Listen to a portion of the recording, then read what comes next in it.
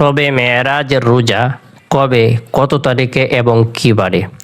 শবে মেরাজ বা লাইলাতুল মেরাজ এটি এমন একটি রাত যে রাতের মধ্যে আল্লাহ তাআলা এই উম্মতের জন্য বিশেষ উপহার উপঢৌকন প্রদান করেছেন, হাদিয়া প্রদান করেছেন।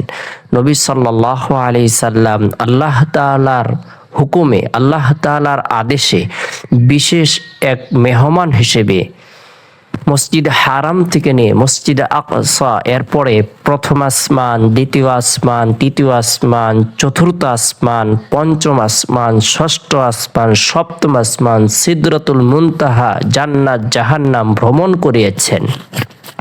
আল্লাহ তাআলা নবী সাল্লাল্লাহু আলাইহি সাল্লামকে বিশেষ সম্মান প্রদান করেছেন, বিশেষ ফজিলত দান করেছেন। নবী সাল্লাল্লাহু আলাইহি সাল্লামকে আল্লাহ তাআলা এই মেরাজের মাধ্যমে বিশেষ করে তার দুশ্চিন্তা, পেরেশানি, হতাশা আল্লাহ তাআলা দূর করে দিয়েছেন। নবী সাল্লাল্লাহু আলাইহি সাল্লাম নবুয়তের একাদশ বছরে খুব বেশি পেরেশানির সম্মুখীন হয়েছিলেন।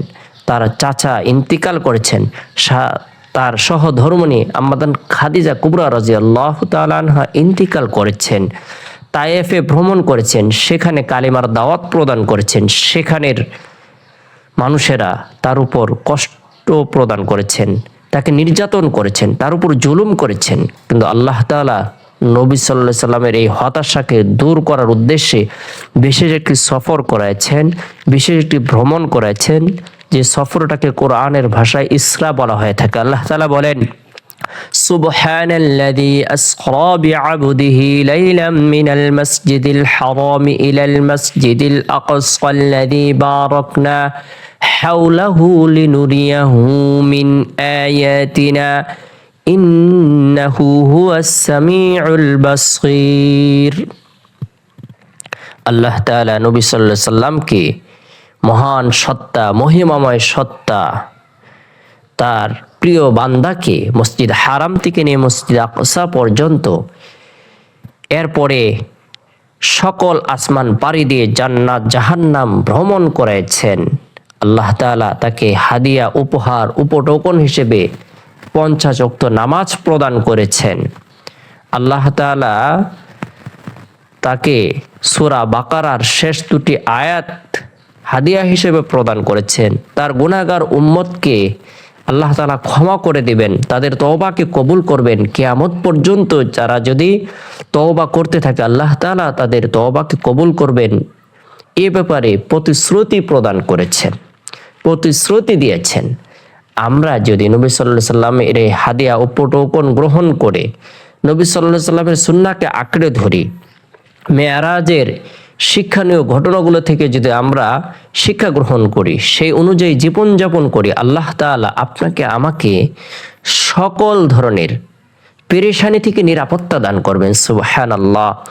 তাহলে আমরা শবে মেরাজ বা লাইলাতুল মেরাজের রাত্রে আমাদের সময় সুযোগ অনুপাতে নফল ইবাদত বন্দেগী করব। এরপরে শবে মেরাজের রোজা আমরা কয়টি রাখবো, কবে রাখবো এবং কী বারে রাখবো।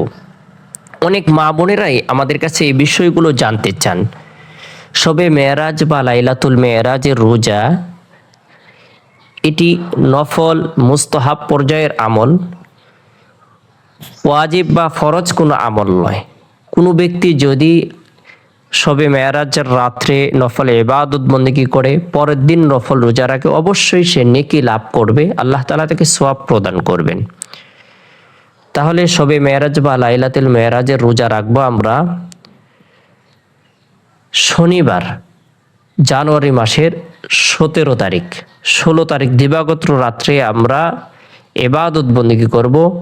17 তারিখে আমরা নফল রোজা রাখতে পারবো। শবে মেরাজের রোজা আমরা একটি রাখবো, চাইলে আমরা একাধিক নফল রোজাও রাখতে পারি, তবে এটি ফরজ বা ওয়াজিব কোনো আমল নয়। কোনো ব্যক্তি যদি নেকি লাভ করবে, আল্লাহ তাআলার নৈকট্য হাসিল করবে, এরকম মনোভাব নিয়ে সে নফল রোজা রাখে, এটিকে জরুরি মনে না করে অবশ্যই সে নেকি লাভ করবে। এক বর্ণনায় আসছে, কোনো ব্যক্তি যদি এটাকে ফরজ বা ওয়াজিব মনে না করে নফল রোজা রাখে, আল্লাহ তাআলার সন্তুষ্টি লাভের উদ্দেশ্যে আল্লাহ তাআলা তাকে 60 মাসের নেকি দান করবেন। 60 মাস ইবাদত করলে যে পরিমাণ নেকি হবে আল্লাহ তাআলা তাকে সেই পরিমাণ নেকি প্রদান করবেন। তাই আমরা নফল রোজা রাখবো। শবে মেরাজের তাৎপর্য সম্পর্কে জেনে আমরা প্রত্যেকেই এই মাসটিকে সম্মান প্রদান করব। রজব মাসটিকে সম্মান প্রদান করব, শাবান মাসটিকে সম্মান প্রদান করব। কেননা আসছে আমাদের কাঙ্ক্ষিত মেহমান, পবিত্র মাহে রমজান মাস, কোরআনের মাস, সিয়াম সাধনার মাস। সেই মাসের জন্য প্রস্তুতিমূলক আমরা পূর্বে থেকে নফল রোজা রাখবো, ইবাদত বন্দেগী করবো। আল্লাহ তাআলা আমাদের সকলকে বুঝার আমল করার তৌফিক দান করুক। সকলে ভালো থাকুন, সুস্থ থাকুন। সকল সুস্বাস্থ্য কামনা করে শেষ করছি। আসসালামু আলাইকুম ওয়া রাহমাতুল্লাহ।